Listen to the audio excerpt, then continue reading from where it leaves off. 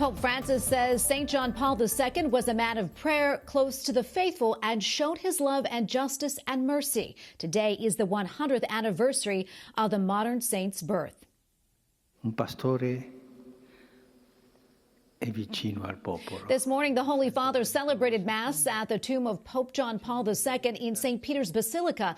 He reflected on the life of the saint, saying that he always found time to pray and was close to everybody. The Angelicum University in Rome launches a new institute in honor of their alumnus, Pope St. John Paul II. The Institute of Culture will reflect on the modern world in relation to the thought and teaching of John Paul II. Pope Francis blessed the institute in a letter to the university, writing that it will be a fitting place to interpret the important challenges of today's cultures. Father Michał Paluch, rector of the Pontifical University of St. Thomas Aquinas, commonly known as the Angelicum, joins us now from Rome. Father, thank you for joining us. Thank you for having me. Father, tell us, what is the significance of launching this new institute in the midst of a global pandemic?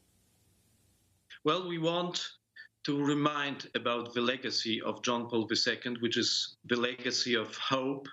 And as we all know, it's the invitation to be witnesses of Christ in a very complex and difficult world. On the one hand, on the other hand, it's an invitation to be in dialogue with all those who don't share our understanding of the world. So I would say St. Thomas Aquinas, the big patron of our university, and St. John Paul II, both invite us to be strong in our faith, in our identity, and help to the world, to discover Christ, and through Christ, the fullness of life. And we need to remind ourselves that we are on the way to discover the fullness of life, even if we have to pass through death and cross and many hardships. So I would say at the end of our way is always the resurrection of Christ, and it's the main Christian message. And St. John Paul II helped us to remind ourselves about it.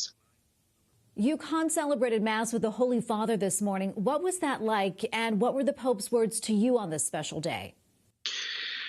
It was very important for me to see that our project, which should be focused on culture, because we are starting a project of the Institute of Culture with the name of St. John Paul II, has the support of Pope Francis. His letter is very well written, and if I can judge the Pontiff's letter, and really inspiring us to see our work in the line of the great tradition of the last pontificates of Paul VI, John Paul II, and he himself wants to support us in this project. He gives us the blessing for what we want to achieve.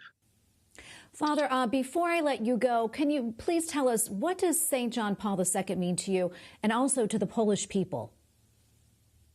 I would say that he brought to my country, and I would say to my personal experience, perhaps it's not, it's much more universal, but only my own experience, this experience of accomplished fatherhood which is possible only if it's open to God, if it has its direction in our relationship, or the foundation in our relationship to God. I think that John Paul II, in the world without fathers after 1968, helped us to discover step by step how we can live the accomplished fatherhood, and how we can become in such a way witnesses of Christ. Well, Father, thank you so much for your time and for your insight. We really appreciate it. Father Michał Paluch, rectors of the Pontifical University of St. Thomas Aquinas. Thank you again. Thank you very much for having me. All the best.